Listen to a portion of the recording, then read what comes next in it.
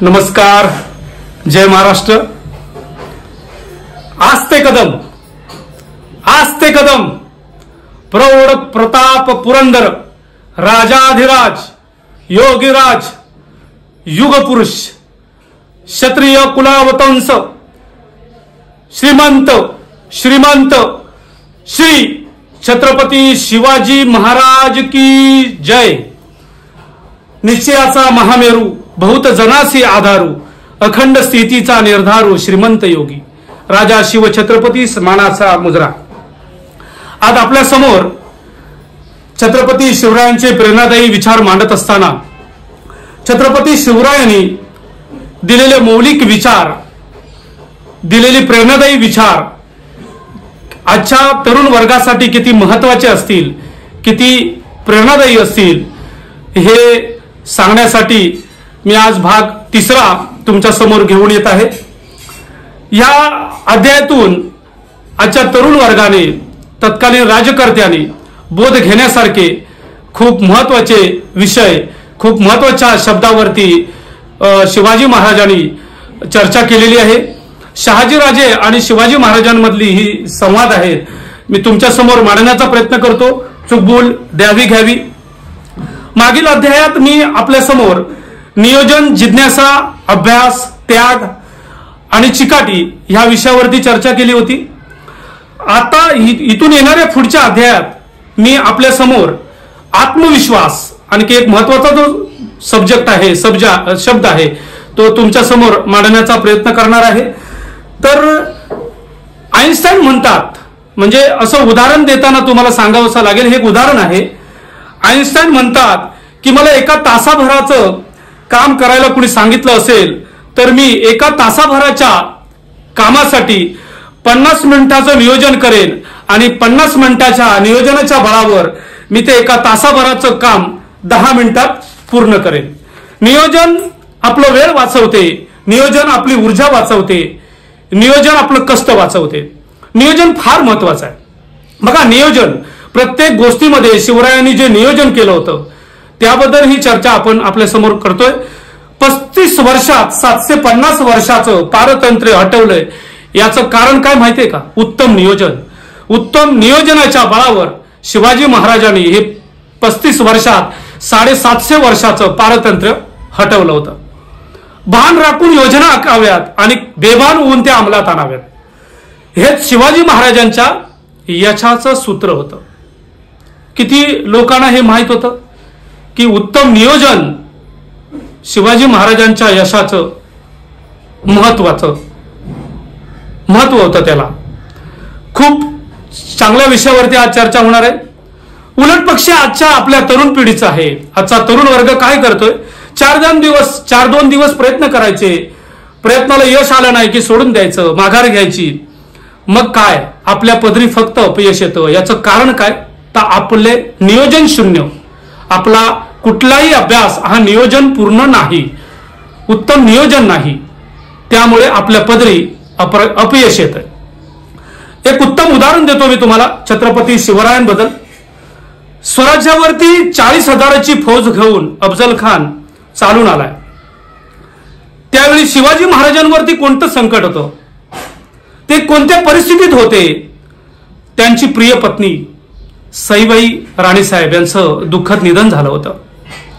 घरात विलक्षण दुःखाचं वातावरण होतं आणि स्वराज्यावर अफजल खान हे सैतानी संकट होतं। काय ओढवलं असेल महाराजांवर? कधी आपण याचा विचार केला का? महाराज विलक्षण दुःखात होते आणि तिकडे तो स्वराज्यद्रष्टा अफजल खान दिल्लीश्वरापुढे शिवाजी महाराजांना जिंदा आणि मुर्दा पकडून घेऊन येतो अशी शपथ घेऊन स्वराज्यावरती चाल करून येतोय। स्वतःचं दुःख सावरावं की स्वराज्यावरती आलेलं हे सैतानी संकट आवरावं? काय अवस्था असेल शिवाजी महाराजांची? किती विलक्षण, किती बाका बिकट प्रसंग होता शिवाजी महाराजांच्या काळात। बाजूला सारलं सारं दुःख आणि शिवाजी महाराजांनी थेट प्रतापगड जवळ केला। प्रतापगडच का? प्रश्न पडला असेल आपल्याला। शेजारी थंड हवेचं ठिकाण आहे, शेजारी महाबळेश्वर आहे म्हणून का?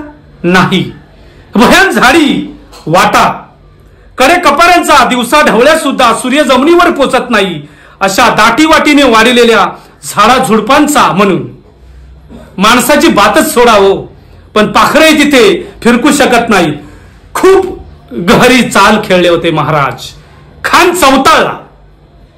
खानाने 40,000 फौजेनिसी वाईच्या पसरणी घाटात आपली छावणी टाकली होती. खूप जबरदस्त फौज पाटा घेऊन तो आलेला होता.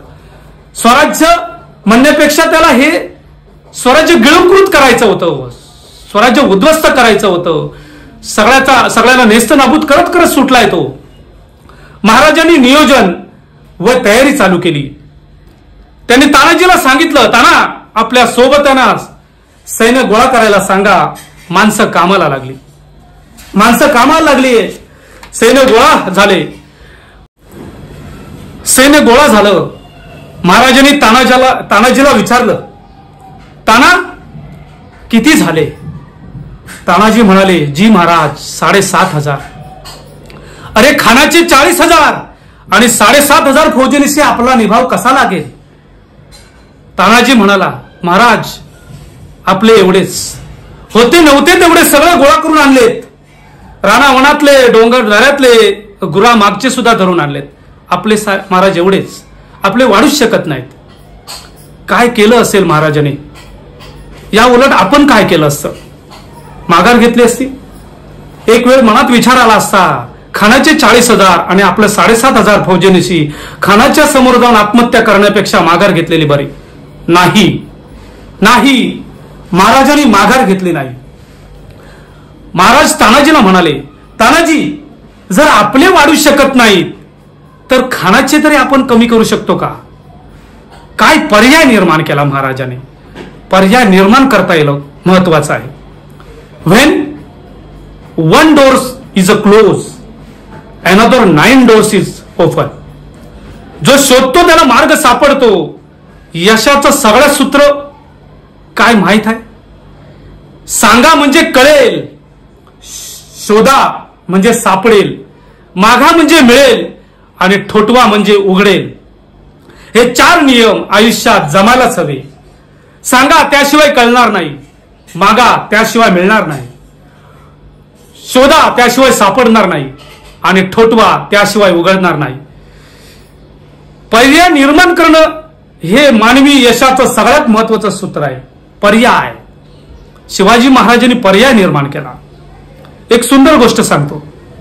एक राजा होता. त्याच्या समोर 2 कैद्यांना हजर केलं गेलं राजदरबारात. राजाने दोघांचा सुद्धा गुन्हा ऐकला आणि दोघांना मरेपर्यंत फाशीची शिक्षा सुनावली. फाशीची शिक्षा ऐकल्यावर एक कैदी तिथेच चक्कर येऊन पडला. दुसरा कैदी मात्र न्यूटन असल्यासारखा उभा होता. पहिला कैदी शुद्धीवर आला तरी सुद्धा दुसरा कैदी अजूनही न्यूटनच होता. मग पहिल्या कैद्याने विचारलं, तू शिक्षा ऐकली नाही का?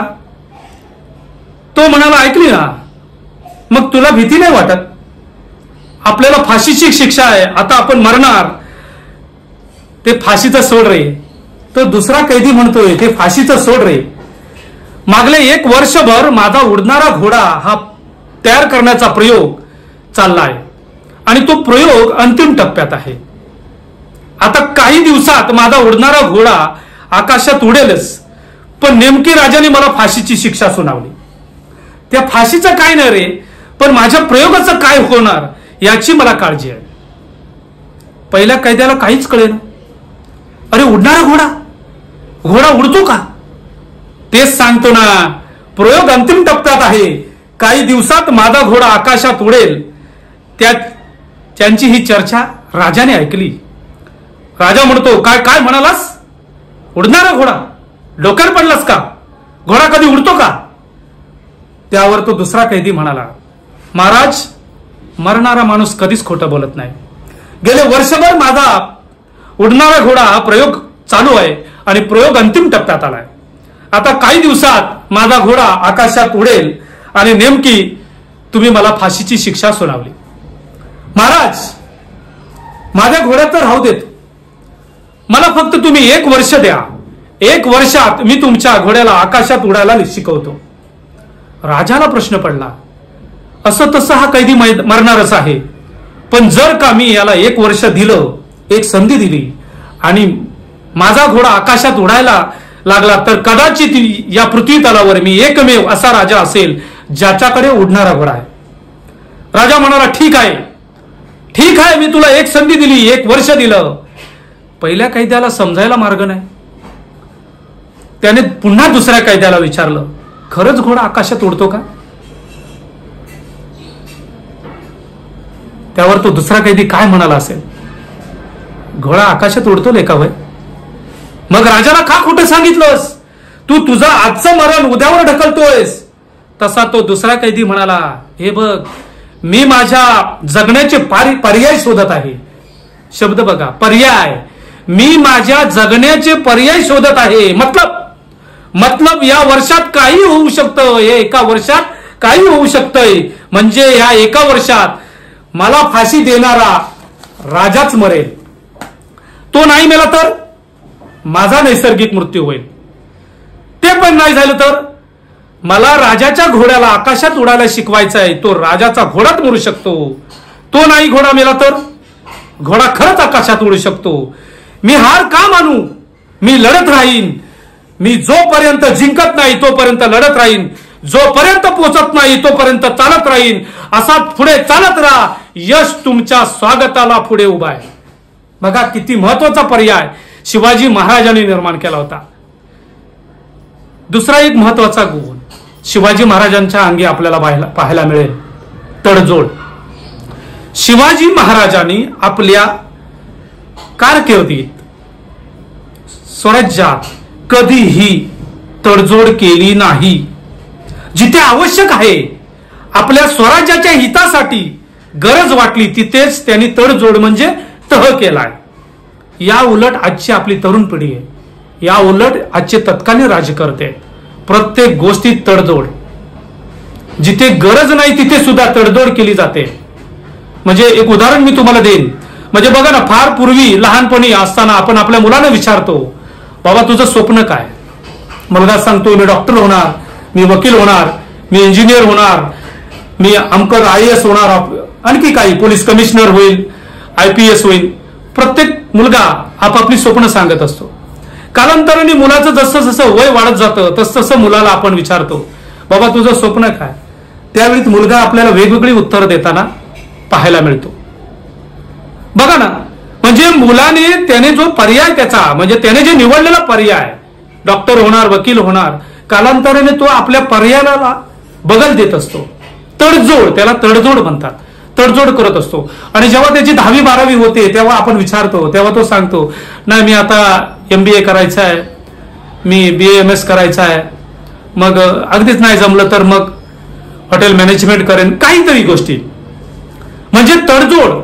आजची ही तरुण पिढी प्रत्येक ठिकाणी तडजोड करताना दिसते. एखादी गोष्ट बघा, जेव्हा समजा एखाद्या मुलाला एक महागातला मोबाईल घ्यायचा आहे किंवा एखादी महागातली बाईक घ्यायची आहे आणि आपण त्याला विचारतो, मला बोलतो त्याला आपण स्प्लेंडर प्लस घे, डिस्कवर घे, व्हॉटेवर ज्या काही बाईक आहेत. आता आपल्याला एवढं त्याची नावं एवढी माहित नाही, पण त्याला जी आवडलेली आहे, KTM असेल, अँटासर असेल, अव्हेंजर असेल, रॉयल एनफिल्ड असेल, म्हणजे त्याला जी आवडलेली आहे त्याच्यात तो तडजोड करत नाही. पण जिथे त्याला त्याचं भविष्य आहे अशा ठिकाणी आपली मुलं, आजचा तरुण वर्ग तडजोड करताना आपल्याला दिसतोय. बाळांनो, राजांनो, तडजोड सगळ्यात महत्वाचा शब्द हा असा शब्द आहे की याने आपण आपलं करिअर, कुठेतरी करिअरला तिलांजली देतोय, कुठेतरी करिअरला बगल देतोय. तडजोड शिवाजी महाराजांनी आपल्या आयुष्यात कधी तडजोड केली नाही, त्याला तह म्हणतात. जिथे स्वराज्याच्या हिताच्या काही गोष्टी होती तिथे त्यांनी तह केलाय, तेवढ्या क्षणापुरता. खूप महत्वाच्या गोष्टी आहेत. महाराजांच्या यशाचं कारण काय? पर्याय, उत्तम पर्याय.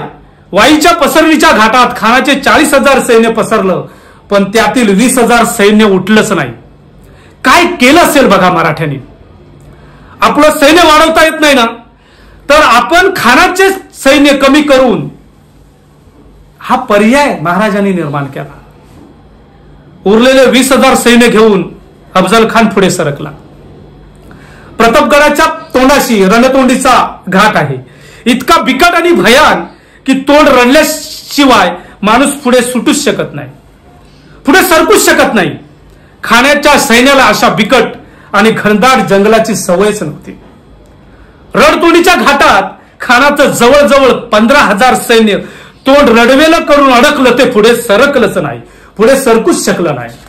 काय प्लान महाराजांनी केले बघा. पर्याय, हा पर्याय, आपलं सैन्य वाढू शकत नाही ना, तर खानाचं सैन्य कमी करून, खानाच्या अगदी म्हणतात ना की रडतुंडी, त्याला रडकुंडीला आणलंय शिवाजी महाराजांनी.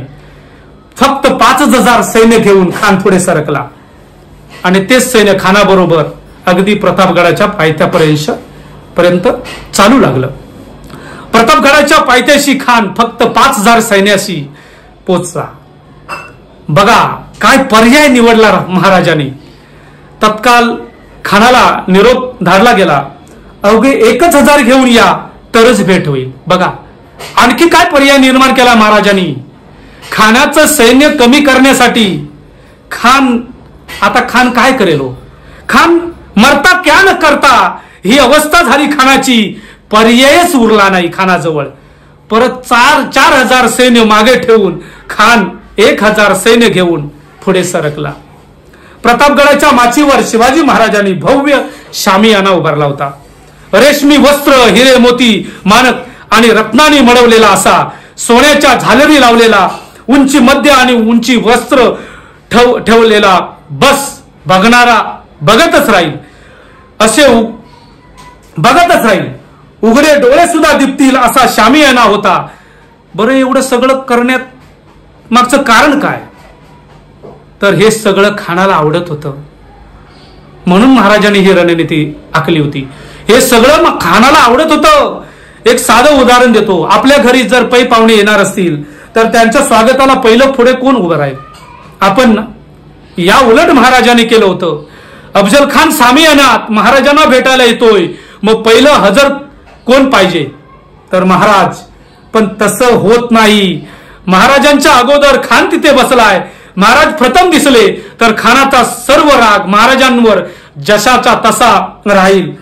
महाराजांना नाही, सोनं नाणं हिरे मोती माणूक बघून त्याचा राग कमी होईल. हे सगळं खानाला आवडत होतं. महाराजांची खानाचे मानसिक खच्चीकरण करण्याची योजना आहे. बघा ना, आपल्यासारखी एक साधी गोष्ट आहे. चालता चालता आपल्या डोक्यात एखाद्या व्यक्तीबद्दल राग असेल आणि चालता चालता तो भयानक राग आपण त्याच गोष्टीचा विचार करत चालत असू. आता जर रस्त्यात भेटला तर त्याला जिवंतच सोडणार नाही. असा तसा जर भेटला तर त्याला आडवच करून टाकतो. असा विचार करत करत आपण चालत असताना अचानक रस्त्यात आपली प्रिय व्यक्ती, आपली आवडीची व्यक्ती भेटली आणि तिच्या नादात आपण कुठे चाललोय, कुठं निघालोय, कशासाठी निघालोय हे लक्षातच राहत नाही. अगदी तसंच झालं खानाचं, अगदी तसंच. खान महाराजांना जिंदा या मुर्दा पकडतो असं झुमसत आलाय. तो विजापूरहून थेट शामियान्यात आलाय. बघितलं हिरे मोती माणकं सोने नाण्याने रत्नाने सजवलेला शामियाना बघून त्याचा राग ओसरला, भारावलाच आणि विसरलाच मी कशाला आलोय. मानसिक खच्चीकरणाची ही नीती होती. महाराजांनी ठरवलं. भेटीचा दिवस ठरला 10 नोव्हेंबर 1659. वक्तही ठरला दुपारी 12:35. आता तुम्ही म्हणाल 12:35 का. कारण सूर्य बरोबर माथ्यावर येईल. सूर्य माथ्यावरच का. राजे गडावरून खाली येणार आहेत. माचीवर खाली शामियाना आहे. सूर्य माथ्यावरच का. खाली खानाची छावणी माचीच्या मध्यभागी आणि खाण्याच्या छावणीवरील सर्व हालचाली आपल्याला दिसाव्यात यासाठीच. वक्त बरोबर 12:35.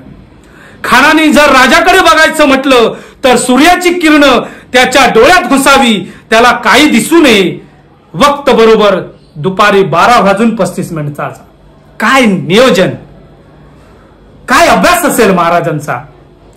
महाराजांनी गोपाळ शास्त्री संगमेश्वरी पंडिताकडून खगोलशास्त्रावरती ग्रंथ लिहून घेतला होता. किती अभ्यास, काय अभ्यास होता असेल महाराजांचा. किती सूक्ष्म निरीक्षण होतं. काय योजना असतील महाराजांच्या. यश विजय मिळवायचा आहे ना, मग अभ्यास महत्वाचा आहे. वेळ ठरला, दिवस ठरला, महाराज निघाले. आता सोबत कोण घेतलंय? तानाजी, बाजी, यसाजी, कोंडाजी, कुडतोजी. चला सगळे एकत्र खानाला भेटून येऊ. यापैकी एकही नाही. मग कोण घेतलं होतं बरोबर? जीवा महाले. मग जीवा महालेच का? दांडपट्टा चालवतो ना, पण तोच का? समोर सय्यद बंडा आहे, त्याच्याशी झुंजायचं म्हणजे जीवा महालाच पाहिजे. सोबत घेतला संभाजी कावजी कोंडाळकर, पण संभाजी कावजीच का? हत्तीसारखा धिपाड आहे, खांद्यावर घोडा घेऊन गड चढतो. समोर अफजल खान सुद्धा धिपाड आहे ना. बघा काय निरीक्षण, माणसाची निरख आणि पारख शिकावी ती शिवाजी महाराजांकडून. किती सूक्ष्म निरीक्षण बघा ना. काय अभ्यास, प्रत्येक गोष्टीचा सूक्ष्म अभ्यास, सूक्ष्म निरीक्षण, पारख निरख शिवाजी महाराजांकडून आपण शिकायची. 8 अंगरक्षक घेतले सोबत. महाराज निघाले. चालता चालता महाराजांनी नियोजनासमोर नुसार काम समजावून सांगितलं. प्रत्येकाला त्याची जबाबदारी दिली. जीवा महालाला सांगितले, जीवा तू आमच्या बरोबर खाली चाललाय, पण तू ना माझ्याकडे ना खानाकडे बघायचं, तू फक्त सय्यद बंडाकडे बघायचं. आमचं काय आज चाललंय याच्याशी तुला काहीच घेणे देणं नाही, फक्त सय्यद बंडा बस. संभाजी कावजींना सांगितलं, संभाजी तुम्हीही माझ्या बरोबर चाललाय, पण तुम्ही शामी येण्यात नाही, बाहेर थांबायचं. तुम्ही शामी येण्याच्या बाहेर, पण तुम्ही ना माझ्याकडे बघायचं ना खानाकडे बघायचं, फक्त अफजल खान. जर अफजल खान शामी येण्यातून जिवंत बाहेर पडला तर तुम्ही त्याला जिवंत सोडायचं नाही. प्रत्येकाला जबाबदारी नियोजनानुसार दिली गेली. महाराज चालता चालता परत थांबले. त्याने जीवा महालाला विचारले, जीवा कात्री आहे का? कात्री. जीवाला काहीच समजायला मार्ग नाही. लढायला निघालोय, तलवार ढाल घेतले, पण कात्रीच का? महाराज परत बोलले, जीवा कात्री आहे का? जीवा नामिक समाजाचा होता. जीवाच्या पिशवीत कात्री होती. महाराज म्हणाले, जीवा माझी दाढी बारीक कर, इतकी बारीक कर की खानाबरोबर झटापटीत खानाने माझ्या दाढीला हात घातला तर माझ्या दाढीचा एकही केस त्याच्या हाताला लागता कामा नये, एवढी बारीक कर. किती सूक्ष्म निरीक्षण होतं महाराजांचं. याला आपण मायक्रो प्लान म्हणतात, सूक्ष्म निरीक्षण. बघा म्हणजे केस जर ओढला, एक केस ओढला तर आपल्याला किती वेदना होतात, संवेदना होतात, माणूस कोसळू शकतो. एवढं नियोजन होतं महाराजांकडे. 12:35 आला. महाराज गडावरून खाली निघालेत. खानाच्या छावणीच्या बाहेर बरोबर 2 वाजता पोहोचलेत. खानाला वर्दी पोचली. शिवाजी राजे येत आहेत. तसा खान उठून ताडकन उभा राहिला. समोर पाहिलं 5.5 उंचीचे देखणे रुबाबदार शिवाजी राजे आज ते कदम येताना दिसले. खानाने वकिलाला विचारलं, हेच का शिवाजी राजे?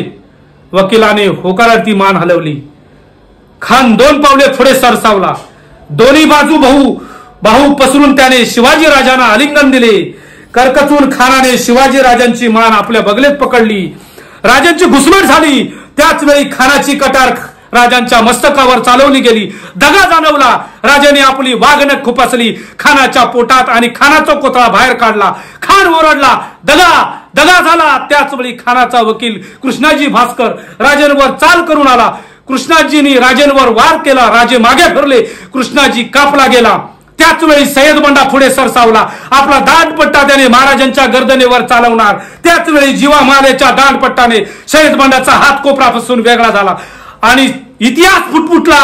होते जीवाजी म्हणून वाचले शिवाजी. बघा खूप काय प्लान होतं शिवाजी महाराजांकडे. यातून एक विचार करायला पाहिजे. कधी विचार आला का आपल्या मनात हा? जीवा महाले 1 सेकंद जर उशीर करतोय तर काय झालं असतं? फार नाही, 1 सेकंद फक्त. स्वराज्याचा ग्रंथ इथेच संपला असता. मग कळतं की या सर्व प्रसंगात शिवाजी महाराजांनी शिवा महालाच का निवडला. किती सूक्ष्म निरीक्षण. याचं उत्तर इथे आहे.